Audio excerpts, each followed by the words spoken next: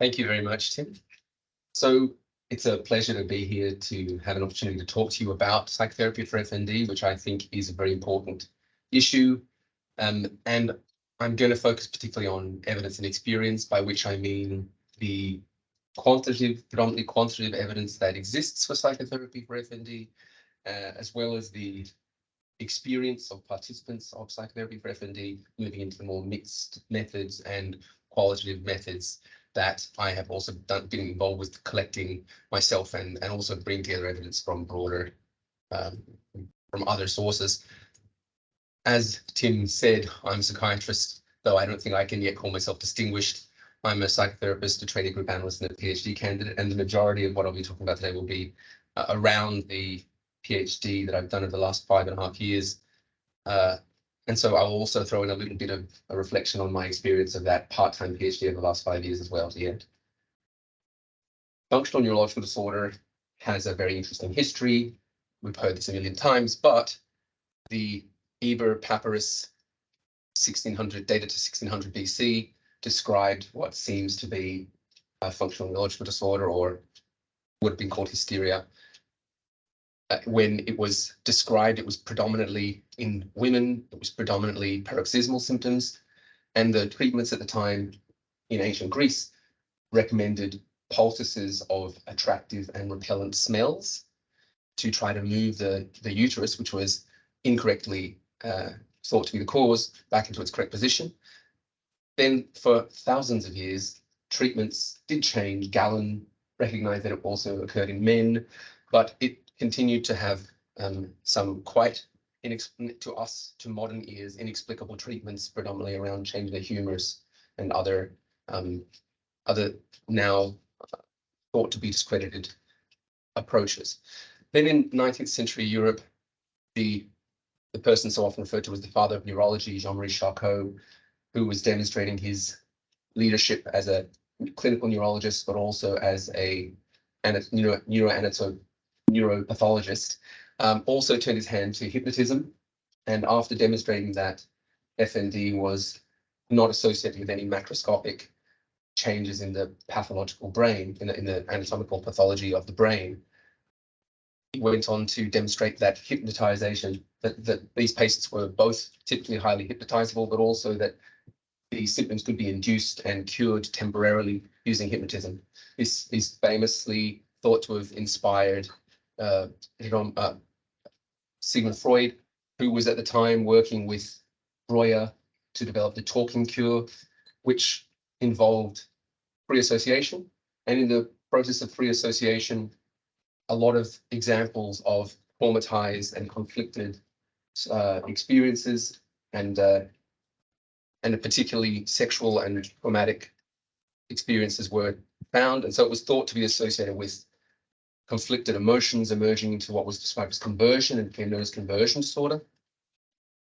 Now, more recently, the observation by Charcot that attention and suggestion were important, or seemed to be important in some cases, has been taken to, it has been further explored, and it's been demonstrated that attention and emotion processing are important aspects of FND. And this has been shown both in history, psychotherapeutic treatments, and in fMRI studies. And it's also associated in terms of prolonging the symptoms with arousal, which is poorly regulated, and avoidance. So we now have a theoretical approach, which was particularly significant when in 2013 the DSM-5 removed the requirement for a psychological trigger, or identified psychological stressor for the diagnosis. And so now we have an atheoretical approach and a rehabilitation focus. And the term functional neurological symptom disorder was provided as an alternative name, and this has subsequently become the predominant term, but has been reduced to functional neurological disorder in use by most people. In terms of management, the diagnosis is much more straightforward without the requirement for a psychological explanatory or contributing factor. And so it's now predominantly made by neurologists, where historically it probably required input from either a psychiatrist or a psychotherapist. or at least somebody to take a detailed psychological history and attempt a formulation.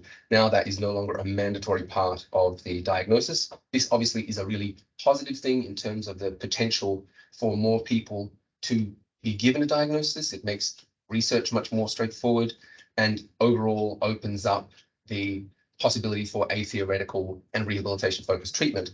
In practice, this leads people to have an explanation which is based on metaphor, and typically people end up giving a metaphor of this is inconsistent, this is associated with your attention, this is associated with a problem in the way you're processing, and specifically saying that this is not caused by an identifiable pathological lesion. And then they demonstrate the attentional focus, for example, with Huber's sign, if there's a gait disturbance in one limb, but in most cases such a straightforward sign is available, but they'll try to demonstrate some association with attention or some association with inducibility or distractibility. Sometimes examples like tubular visual field defects. But the idea ultimately is to demonstrate an incompatibility, an attention focus, or in some cases, a conceptual focus. So for example, paralysis of the hand, which is inconsistent with the distribution of nerves. This means that we are then able to focus specifically on symptoms when they're present. This is in practice more complicated than we wish it was, of course, because famously functional neurological disorder is not only heterogeneous in its presentation, but has a characteristic tendency when persistent or recurrent to present with multiple varied symptoms. And sometimes something that presents in one system can move to another system. But in the majority of cases, rehabilitation focus is the most helpful approach, combined with a clear and transparent diagnostic concept or explanation of the diagnosis. In practice, the rehabilitation is typically psychotherapy informed. So bearing in mind concepts such as cognitive distortions and attention. So even though it is rehabilitation delivered by physiotherapists, speech and language therapists, and occupational therapists and other specialists, it tends to be informed by psychotherapeutic concepts. And psychotherapy remains a mainstay of treatment for those who have persistent symptoms, for those who have prominent paroxysmal symptoms, which are obviously less amenable to other approaches, and is probably a very important component of FND for a large proportion of patients with FND. And the idea behind this approach that we have in the modern world is really focused on early intervention so that we can aim to try to reduce the chronicity that we've seen in past populations of FND, the chronicity which has been associated with high levels of distress, dysfunction, and disability. It remains to be seen, but the hope is that in the future generations of people who get FND, there'll be far less chronicity. We're already starting to see people presenting much earlier in the course of FND, partly as a result of the change in the diagnostic process, and partly as a reduction of stigma and an increased education around how this can be managed in a more a-theoretical way. So there's a real optimism in the air around FND. I draw your attention to a delightful paper from, it's an old paper at this stage, 2016, a photo story of the explaining functional neurological disorders in the neurological clinics. Very straightforward, very simple, but for those who aren't familiar with these concepts around the sort of transparent diagnosis and explanation, it's just a delight. It's a great chance to see Alan Carson and Alex Len. So I'd now like to introduce the first paper which I published in the course of my PhD. This is a systematic review of psychotherapy for FND, which was published in 2021 in the Journal of Neurology, Neurosurgery and Psychiatry.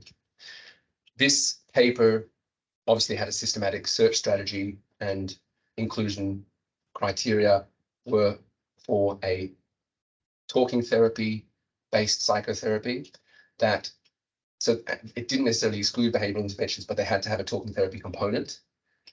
The inclusion criteria also had to be prospective. They also had to be prospective and have a minimum of 5 participants.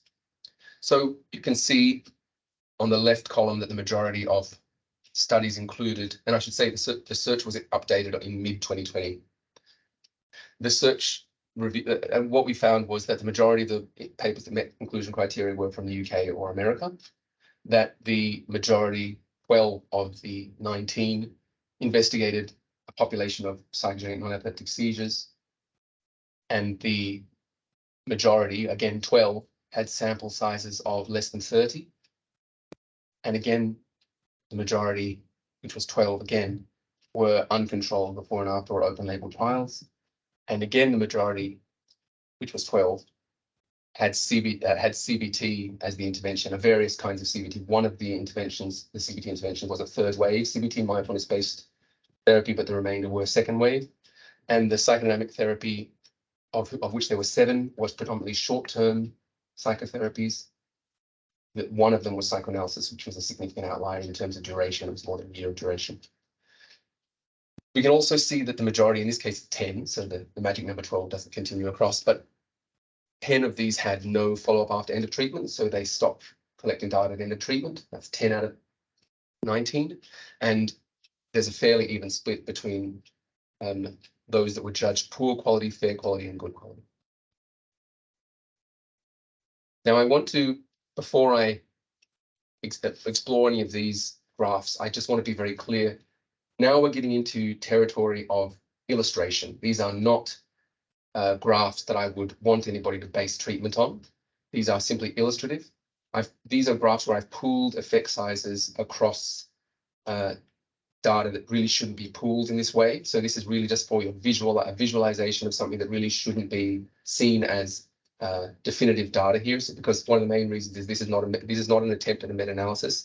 These are not weighted by sample size, most importantly.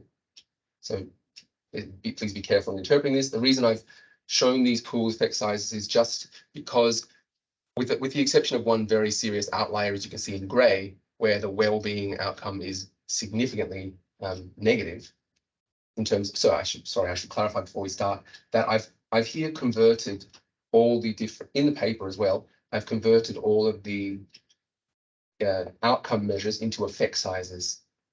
Now, sometimes you get very strange findings when you do that, because not all these effect sizes were able to be calculated in the traditional way. Some of them were calculated using odds ratios. Sometimes you get enormous numbers and tiny numbers. Sometimes you get infinity, sometimes you get 0. So obviously in those cases it was excluded. But it does introduce challenges and problems. But in addition, there was one study, Hubschmid 2015, which seemed to have significant issues around the randomization process, which seemed to have a very significantly more negative baseline characteristics for one of the two groups. So we think that that particular outlier is the main reason why you've got that outlying result in one study, in one outcome measure, sorry.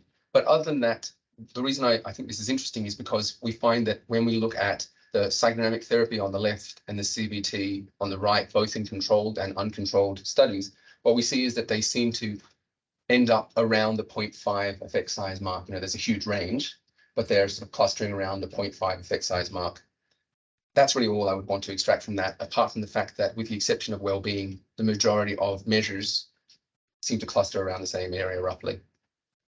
And now I have a very complicated, again, illustrative graph here on the left, where you have a breakdown of controlled and uncontrolled pooled effect sizes by FND type and also by outcome measure.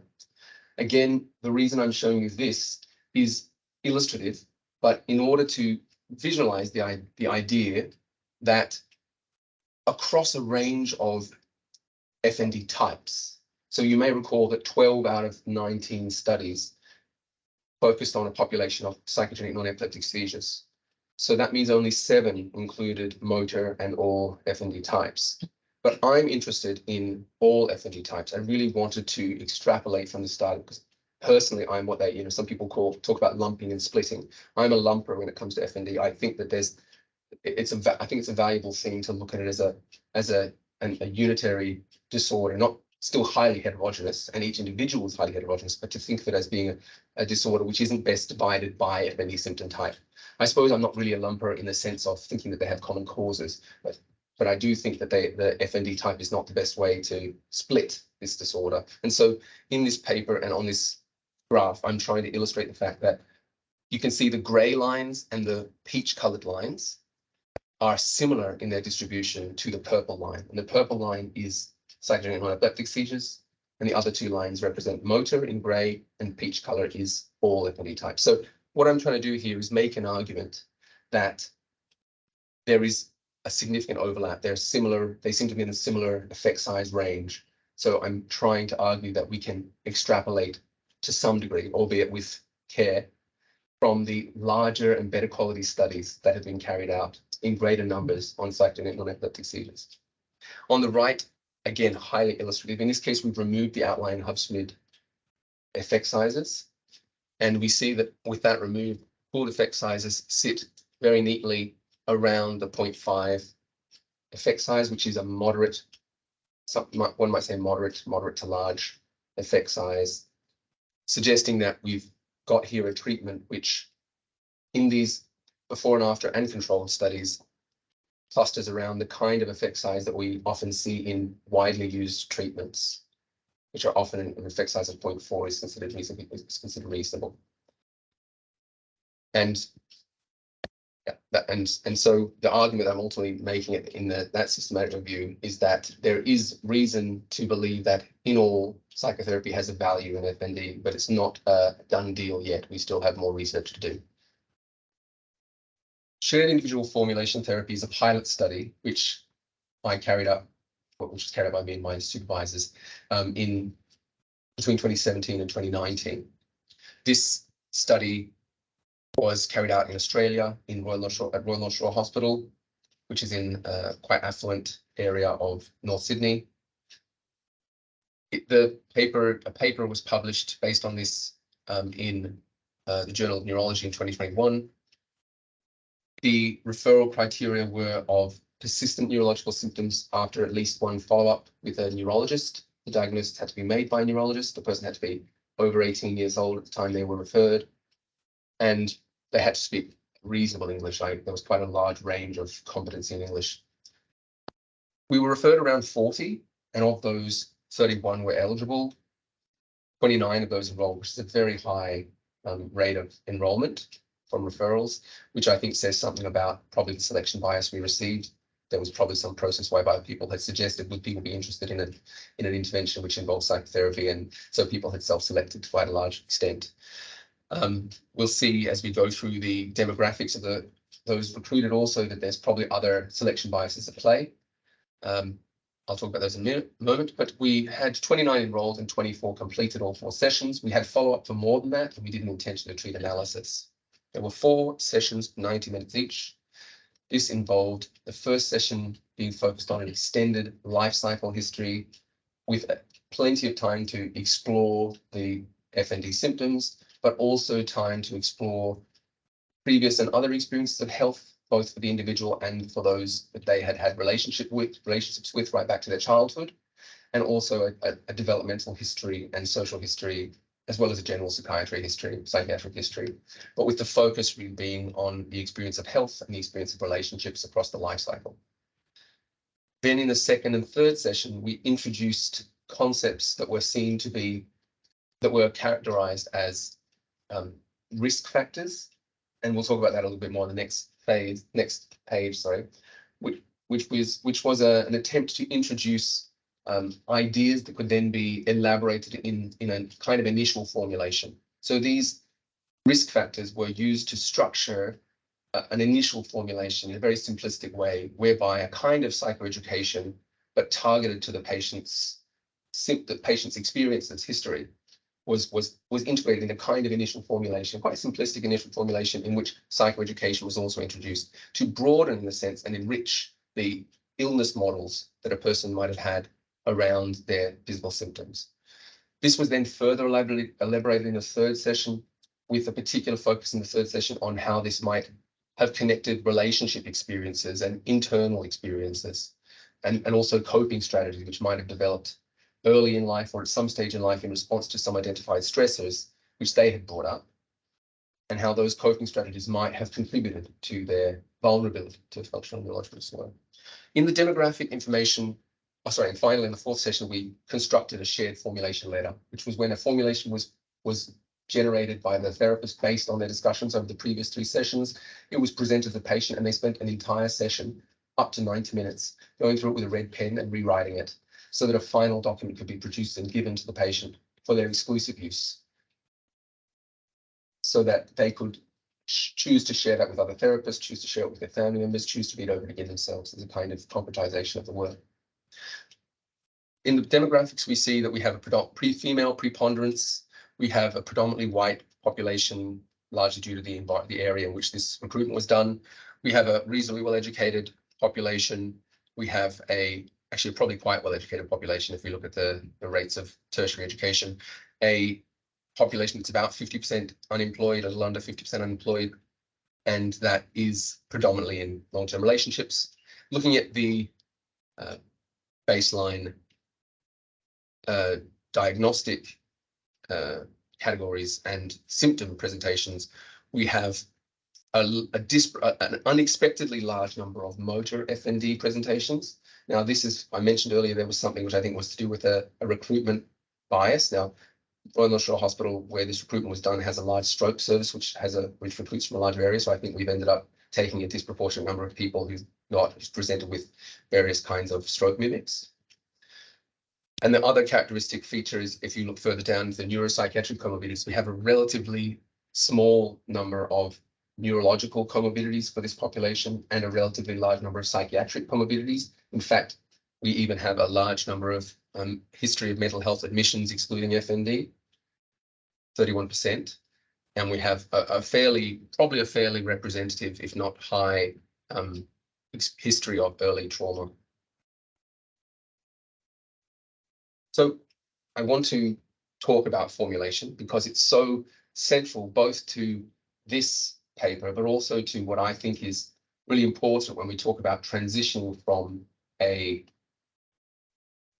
atheoretical approach into an approach with multiple theories simultaneously. So the diagnosis is, I think, rightly atheoretical, but when a person is presenting for a psychotherapeutic approach, it's valuable to introduce multiple theories. It's valuable to invite people to explore possible contributions, to speculate about contributions, and formulation helps to do that. Now, this image is please do not think that this image is an attempt to capture the formulation of FND. It is not.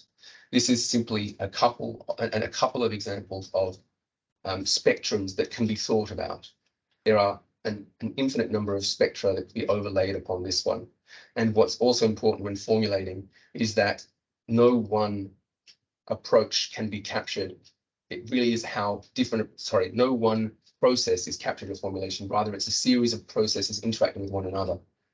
So this is one of the reasons why formulation is so challenging and really one of those things that takes expertise to develop. The presentation of the risk factors is captured in these words on the right. We focus on the role of dissociation, particularly the way dissociation might be a response to overwhelming experiences, both a physiological response and a learned response as a way of coping. We spoke about health anxiety, and particularly the way when somebody focuses on a symptom or attends to the possibility of a symptom, it has an effect unconsciously on the way they use their body. So the example I often gave was of a person who injures their index finger and then tries to open a doorknob and surprises themselves that they don't try to use that finger at all without thinking. That finger is just not used because they believe that it's injured. So these kind of processes, which are largely unconscious, that manifest health anxiety, do affect our function. And so I think that's a really useful metaphor. Then affect dysregulation. This is based on the idea that, and this is what I'm attempting to capture to some extent in the vertical axis of my image here, which is that in a paper by Brown, and now increasingly in the theory, in the way the theory of constructed emotions is being applied to FND, this idea that our capacity to detect affective arousal seems to be associated with, or actually there's good evidence that it is associated with our capacity to regulate it. So the more fine-grained our appreciation of our emotions and our affect is, the more likely we are to be able to regulate it. And a study by Richard Brown and others in 2013 also found that there seems to be a clustering of populations who get FND. In that paper, it was psychogenic non-epileptic seizures, who experience their arousal at they're very sensitive to that arousal. So they're very sensitive at reporting their physical symptoms associated with panic or anxiety. And another cluster was very insensitive to that. So they didn't seem to detect them, but they were able to be detected physiologically. So this seems to be a process that's relevant in FND. Then going back to some very old concepts, the concept of the idea of help-seeking strategies, which, to be honest, the final two are related. They're essentially interpersonal and intrapersonal processes of dealing with others and ourselves. We could see them as an extension of attachment theory, but Pawlowski described abnormal illness behavior, which I think in this context that's an applicable theory, but we need to be careful about the way we couch terms like that. Rather, I think it's best thought of as the way people seek help. And I think attachment strategies, which have evolved a great deal, and talking about Bowlby at this stage, there's much more recent theorists, but I think that these concepts around the fundamentalness of our need for attachment and how that guides us and our development is very useful to understand these things. And then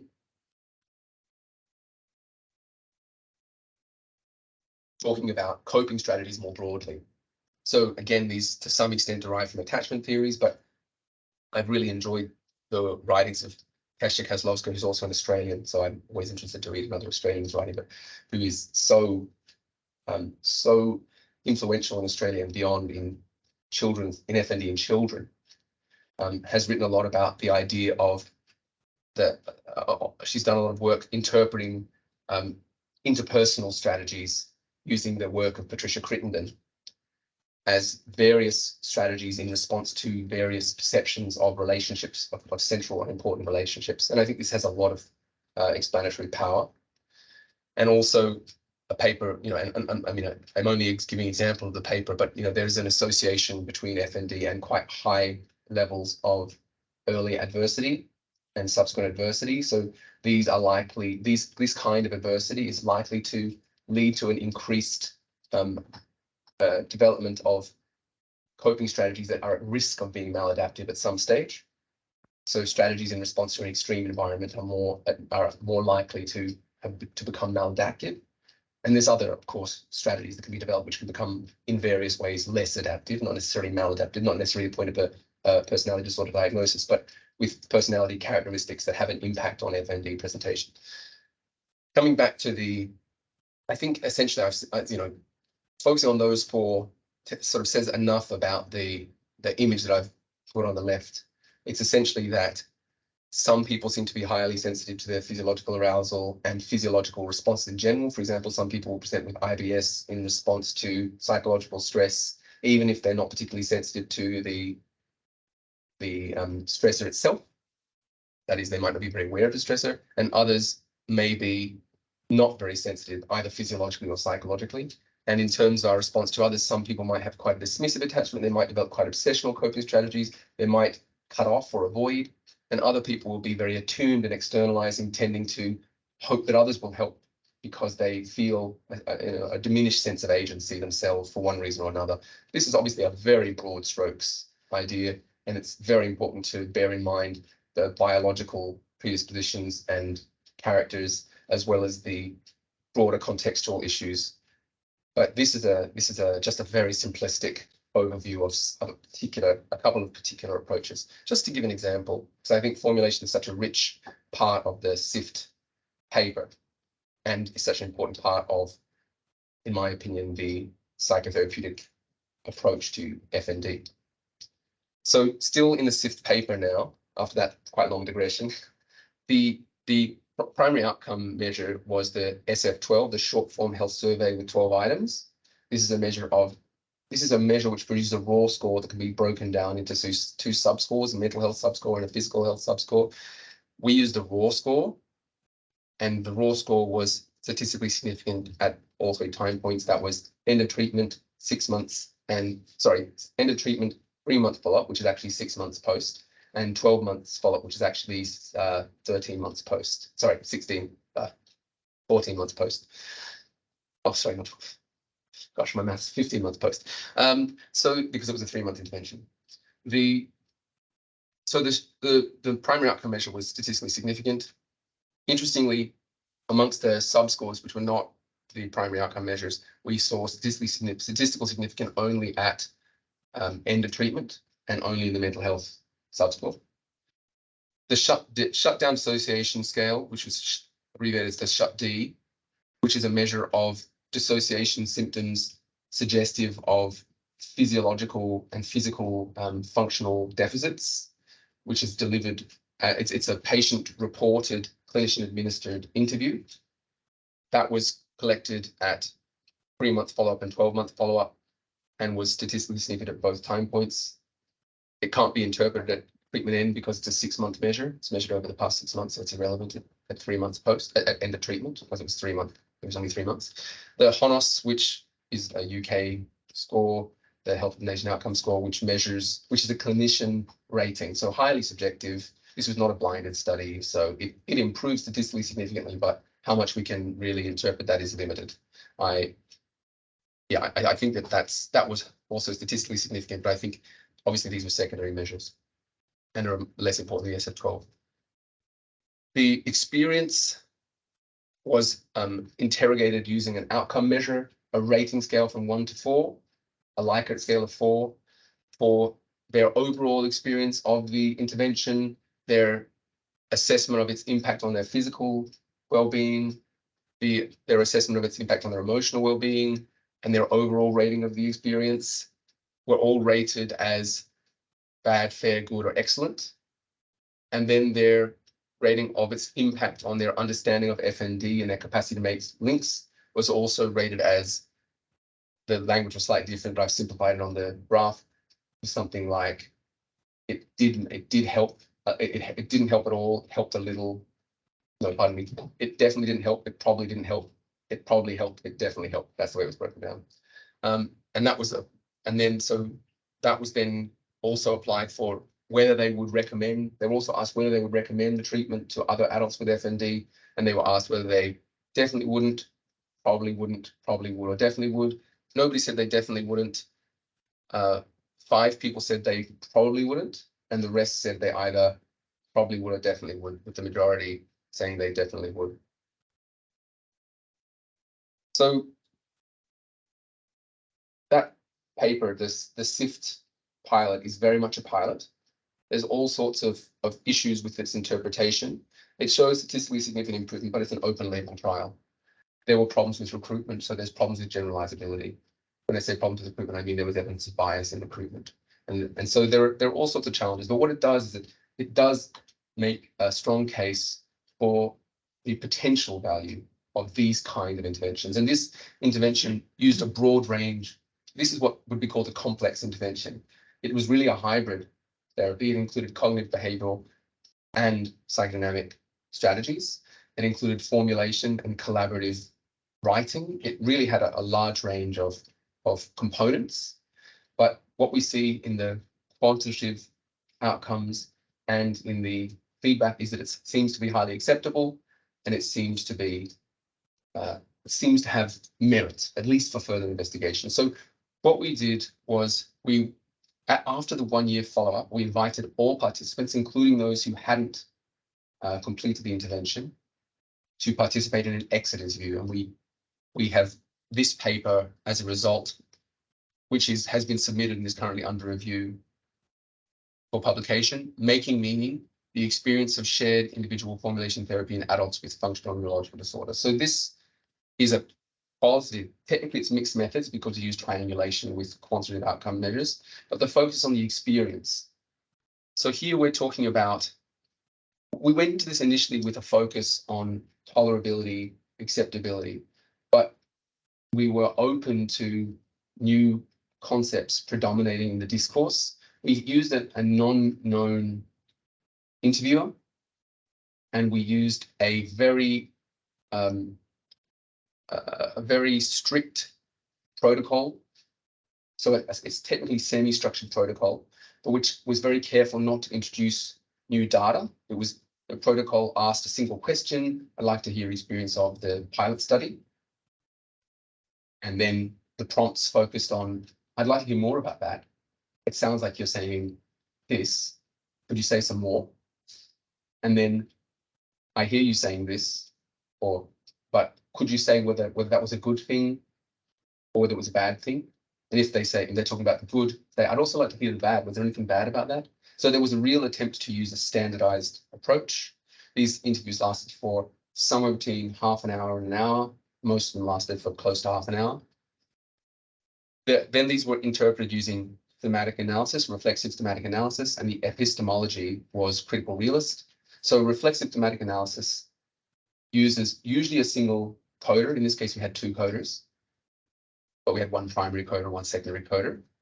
The idea is that there is an acceptance of the fact that there is a subjectivity in the interpretation process, but the critical realist epistemology also states that we aspire to represent we aspire to get as close as possible to a reality which we believe exists. It's just that it's inaccessible directly, both to us as observers and to participants as observers. So it acknowledges the limitations, but it aspires to realism. And the thematic analysis uses coding with iterative levels of abstraction to try to derive information that represents more than one participant. So no concept could be seen as a theme or sub-theme unless it was validated through multiple, in most cases in all cases more than 9 participants. So a large number of participants whose contributions abstracted out to seem to have a common theme could be used to argue for a theme. So anyway, the idea is that you remain grounded in the data. You're allowed to apply theory, but you remain grounded in the data. So this was a great learning curve for me, qualitative methods. It was new to me, but over the last couple of years, I think it has a real value. This was then triangulated with outcomes and ratings of whether they would recommend it or not, whether they would recommend SIFT or not. And that allowed us to make to do some additional interpretation about the characteristics, or rather, sorry, the linking of certain sub-themes, those who contribute to certain sub-themes with certain characteristic outcomes or ratings. As you can see, the participant demographic on the right is very similar to the previous one. That's because this is a subsection of the same population. It's largely the same population, slightly changed, still more or less the same ratio. So it seems to be fairly representative of the previous sample. There's 22 participants in this exit interview. So there's a lot of text here. Nonetheless, these are highly concentrated snippets from longer quotes, which are illustrative quotes. These are illustrative quotes because each one of these represents multiple utterances, which were thought to have the same abstract interpretation roughly. So it's very hard to present qualitative data in a forum like this, but suffice to say, there were a large number of utterances which spoke to each one of these themes and sub-themes. And that argument is made in more detail in the paper. The overall theme, the overarching theme, was of making meaning. All of the sub-themes seem to speak, and all of the utterances that we extracted seem to speak to the process of taking experiences, both internal and external, related to functional neurological disorder and trying to make meaning of them, trying to make sense of them. So that was our overarching theme. Then we broke it down into 4 sub-themes. These were a safe space for exploration, working it out together, continuing the work, and then grappling with the process, which was a distinct theme, we thought, which seemed to capture something around conflict or disagreement or difficulty. So I'll talk about the first 3 sub-themes a little, and then we'll talk about the 4th sub-theme. So the first 3 sub-themes seemed to talk about the possibility that the SIFT process provided to bring difficult or previously unexplored, unexamined aspects of experience to a place where they could be safely explored without judgment, and they could be taken more deeply than had previously been done. So, for example, one person spoke about the freedom to describe what they were experiencing without judgment. Another spoke about a lot of things I hadn't thought about, I just buried it down. Another talked about delving into things that went really deeply. And another talked about to know that it was okay to feel how I'm feeling was really helpful.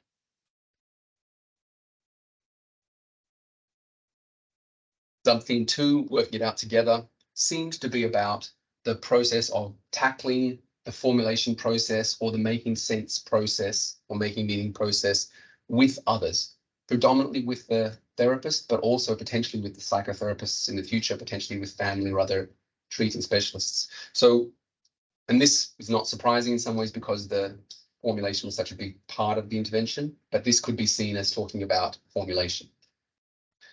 So, for example, some of the utterances that are taken as representative were suggestions that this might be the cause. I thought that was really helpful. It really helped me, and I would feel more open to getting help if I needed it in the future. I read the letter to my parents and my husband to get an understanding. I was able to pass the letter to my wife and my psychiatrist for treatment. So these are talking about the sort of values, positive valence and a positive value to the process of formulation and making meaning together. The sub-theme 3 seems to talk about the progress that was able to be made using what was developed in the SIFT pilot to go on to continue a journey in the direction, hopefully, of recovery. And this seemed to suggest something about what it was like when you took what was offered by SIFT and tried to keep it up, tried to work on it, tried to use it subsequently. So examples of utterances that represented this sub-theme were, I'm more aware and now I'm analyzing why. I don't sweat the small stuff like I used to. It left me feeling more adult, more able to cope. I realized the pattern I'm getting into and I don't do it now. And the sub-theme 4, which was more mixed or negative even, seemed to represent conflict, was called grappling with the process. Some of the participants who contributed, some of the utterances which contributed to this focused on the distress that the process caused. Others focused on feeling that the interpretations or attempt at asking about or wondering about their behavior in the therapy was experienced as confrontational. And others talked about a disagreement with the fundamental idea that there was a psychological component or a predominant psychological component to their, or a significant psychological component, I should say, to their difficulties. So the examples were, it was eye-opening, but really but also quite distressing. If I wasn't able to make it to an appointment, it wouldn't be malicious. I feel I get more physical, and I often came out feeling frustrated.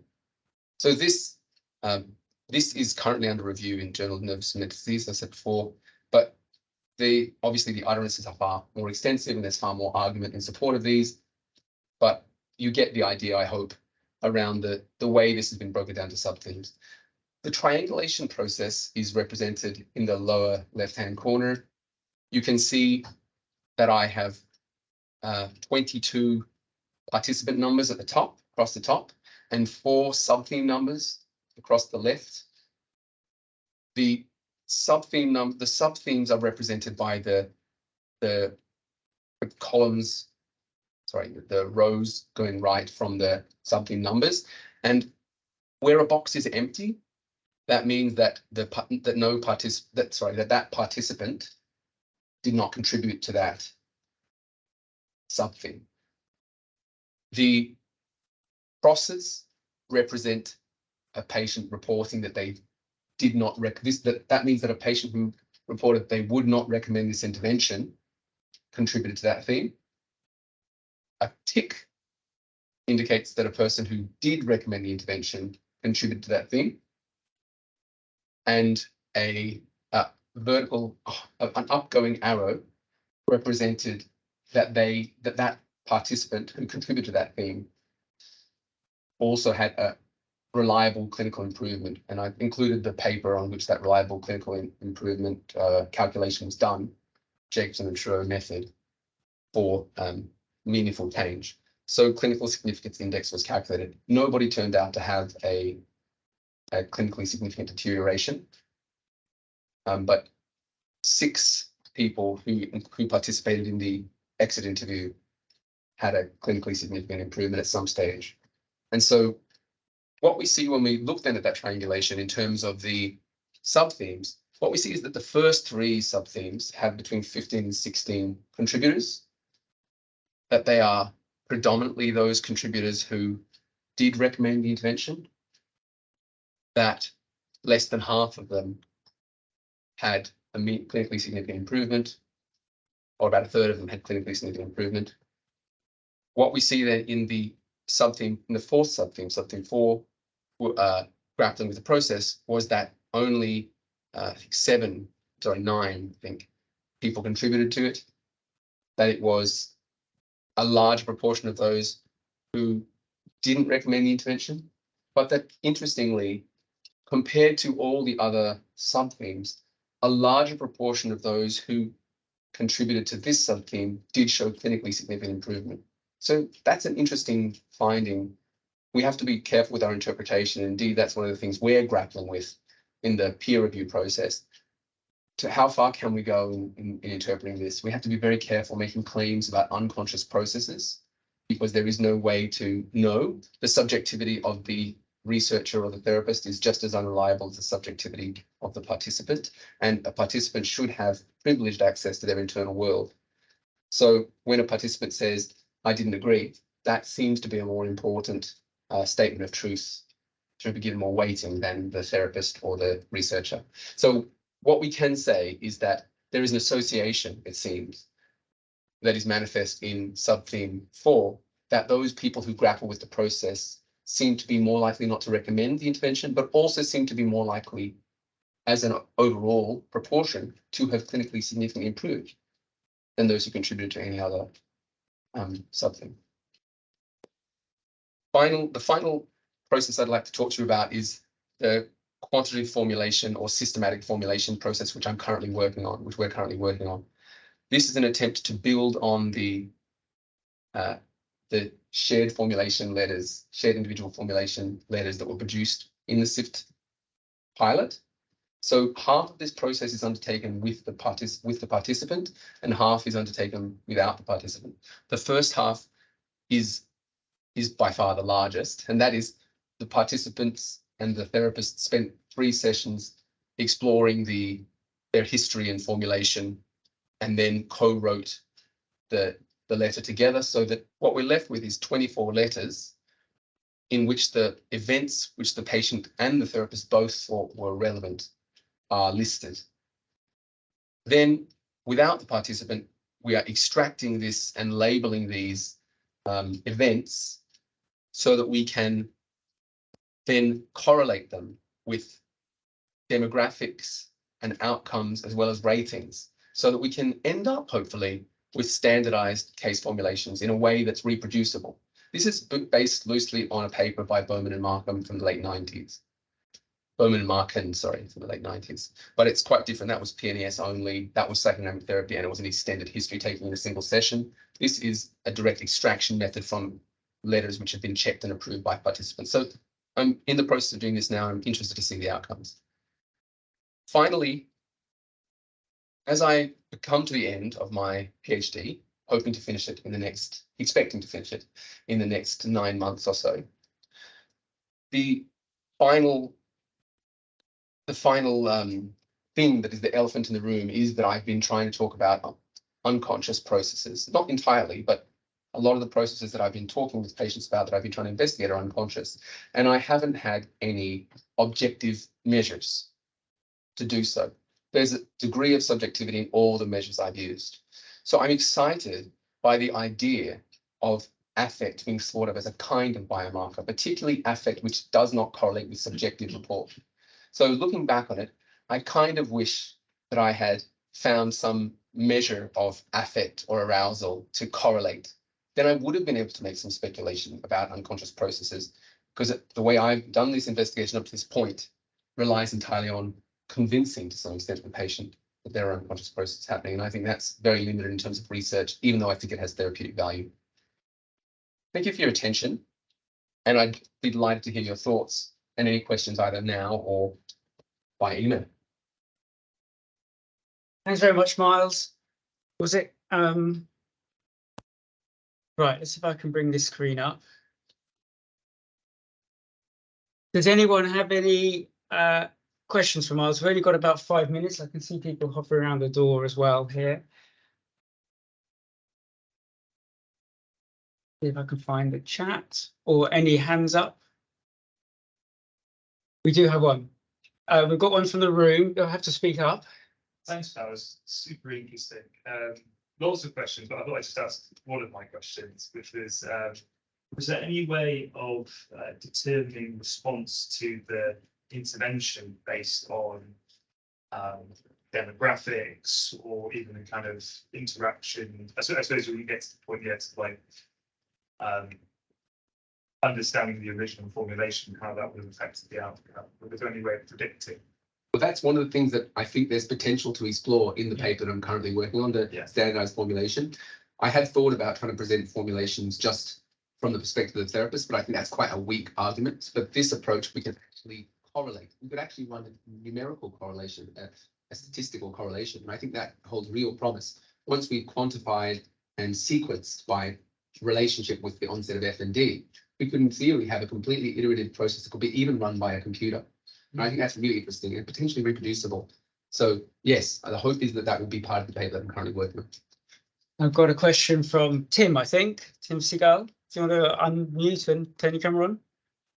Hi, hopefully you can hear me. Thanks, Miles. That was really interesting.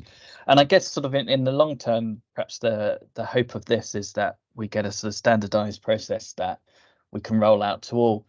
But I just wonder if there's a slight tension at the moment in the terms of saying that you need to do this sort of super complex sort of formulation, looking at all of this stuff, and it may then cause one of the problems that we see in sort of clinical practice is that FND sort of now just gets immediately pushed towards specialist services, and actually the idea that you could treat someone's anxiety or their depression or their PTSD gets forgotten.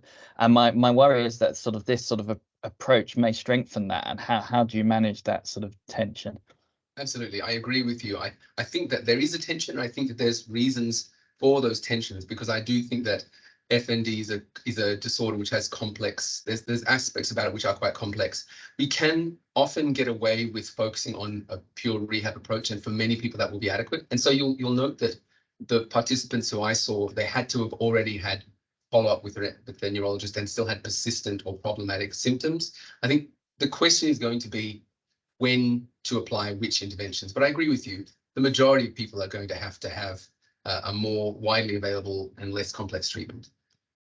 I'm going to have to stop you there, I think, Miles and Tim and everyone. We do have people outside. Miles, thank you very much indeed. I mean, there are many people here who are kind of actively working in this field, providing psychotherapy, but also researching as well. And you've provided us with really good insight to really work in progress and really hard work in the salt mines of psychotherapy research, and particularly in this field. So I hope you'll come back and present again before very long. Yes, next time I'll give more time for questions. I'm sorry about that. I might have let myself get carried away, but thank you so much for the opportunity. I really enjoyed it. And thank you so much to those who were able to listen. Okay, thanks very much.